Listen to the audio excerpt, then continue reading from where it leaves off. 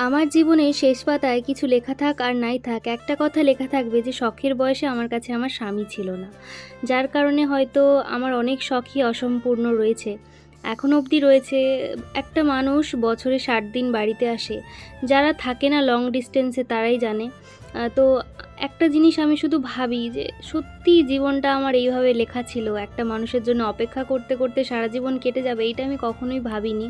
আর এটা আমি ভাবিনি বলেই হয়তো হয়েছে। কারণ অনেকে ভেবে রাখে তাদের হয় না। কিন্তু আমি কখনো ভাবিনি যে আমার একজন মানে ফৌজির সঙ্গে বিয়ে হবে বা কিছু। কিন্তু দেখো আমি যেটা ভাবিনি সেটাই হয়েছে। আমি সবসময় চেয়েছিলাম যে আমার লাইফে এমন একটা মানুষ আসুক যে আমাকে ভালোবাসবে, যে আমাকে বুঝবে। আর একটা কথা যে হচ্ছে ৫ টা লোকের কথা শুনে আমাকে সন্দেহ করবে না।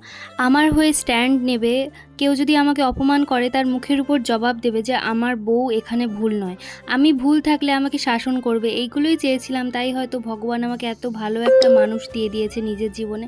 হ্যাঁ, মানুষটা আমার সঙ্গে থাকে না। আমার একটা আফসোস তো কাজ করে যে মানুষটা যদি থাকতো ভালো হতো। কিন্তু মানুষটা দূর থেকে থেকেও আমার পিছনে আর কি যেভাবে সাপোর্টের মতো